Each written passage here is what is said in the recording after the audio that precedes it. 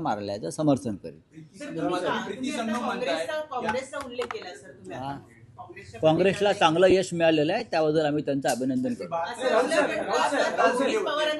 काँग्रेसला भाजपची बी टीम म्हटलेलं आहे. रोहित पवार जे आपले मित्र पक्ष बघा, हा ते म्हणतात की काँग्रेसच भाजपची बी टीम बनलेली आहे. एक लक्षात घ्या, हे स्थानिक पातळीवरती काही वेगळा विचार कुठे झाला असेल त्याच्याविषयी मी म्हणणार नाही, पण ओव्हरऑल काँग्रेसला चांगलं यश मिळालेलं आहे आणि त्याबद्दल त्यांचं आम्ही अभिनंदन करतो.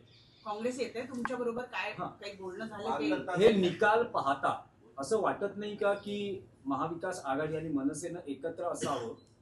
कारण आमची खूप इच्छा आहे की महाविकास आघाडीमध्ये कोणत्याही प्रकारे मतभेद असू नयेत आणि राज ठाकरे यांच्यासह मुंबई महानगरपालिकेत आम्ही लढावं, म्हणजे काँग्रेसला आम्ही आवाहन केलेलं आहे.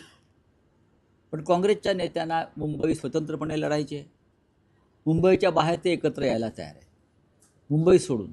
आता त्यांची काही गणितं असतील, पण अमरावती, चंद्रपूर, वर्धा या भागात काँग्रेसला मोठ्या प्रमाणात नगरपालिकात यश मिळालं, पण मुंबईचं राजकारण वेगळं आहे. आम्ही त्यांना वारंवार आवाहन करतो की आपण एकत्र लढलं पाहिजे. जर भारतीय जनता पक्षाचा पराभव करायचा असेल तर आपल्याला एकत्र येणं गरजेचं आहे, मतभेद बाजूला ठेवून. काँग्रेस सोबत येणार तुमच्या मुंबई सोडून नाही, असा आमचा साधारण मुंबईच्या बाहेर अनेक महानगरपालिकांमध्ये किंवा जिल्हा परिषदामध्ये आम्ही समन्वयानं किंवा एकत्र येऊन निवडणुका लढू शकतो. मराठीच्या मुद्द्यावर ना राज ठाकरे उद्धव ठाकरे वरळीच्या डोम थिएटरमध्ये एकत्र आले होते. जे चित्र संपूर्ण महाराष्ट्राने दोन ठाकरे बंधूंना एकत्र येण्याचं बघितलं होतं. त्याच ठिकाणी दोन ठाकरे बंधूंच्या राजकीय युतीची घोषणा केली जाईल उद्या, अशी चर्चा आहे. यात कितपत तथ्य आहे? नाही, बघा, ती जागा ठरेल, पण मी जे मगाशी म्हणाले की दणदणीत पद्धतीनं या युतीची घोषणा वाजत गाजत, गुलाल उधळत, कारण हा एक मोठा ऐतिहासिक आणि क्रांतिकारक क्षण या महाराष्ट्राच्या जीवनामध्ये आलेला आहे. राऊत साहेब, आज नगरपालिका नगरपंचायत निकालानंतर काही प्रमुख वृत्तपत्रांनी त्यांच्या मथळ्यात म्हटलं आहे की महाराष्ट्रात भाजपच धुरंधर, अशा पद्धतीची हेडलाईन्स आहे. बघा, धुरंधर हे पात्र जे आहे, या पात्राविषयी तुम्हाला कल्पना आहे, हे फुगवलेलं पात्र आणि सुजवलेलं पात्र आहे, काल्पनिक पात्र आहे. धुरंधर आहे, ते खरं पात्र नाही आहे. त्यातलं खरं पात्र कोणतं असेल तर हेमांडक आहेत, हे त्यातलं खरं पात्र आहे. आता भारतीय जनता पक्षाला मुंबईची लॅरी करायची असेल, लॅरी, तर ते अशी धुरंधर धुरंधर अत्यंत खोटं पात्र आहे, सुजवलेलं आणि फुगवलेलं पात्र आहे ते धुरंधर. या देशामध्ये धुरंधर कोण, महाराष्ट्रात धुरंधर कोण, हे भाजपा ठरवू शकत नाही, जनता ठरवेल.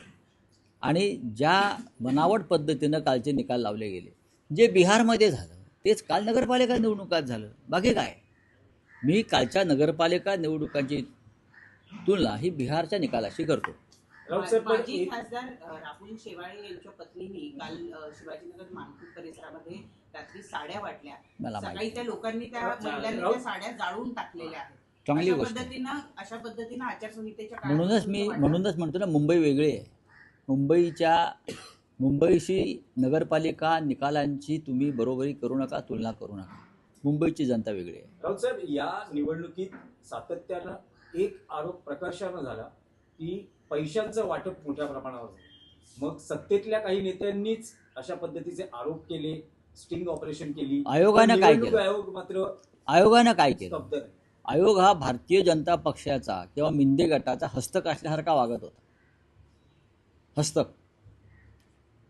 हर्षवर्धन सपकाळ यांनी जे सांगितलं ते सत्य आहे की निवडणूक आयोगाच्या मदतीनं ही नगरपालिका निवडणुकाचे निकाल सत्ताधाऱ्यांनी आपल्या बाजूनं लावले, हे सत्य आहे. पण फार काळ मी वारंवार म्हणतोय, फार काळ चालणार नाही. कुठेतरी पूर्णविराम या संपूर्ण घटनेला मिळतो. चला और क्या हिंदी में है, हिंदी में क्या है?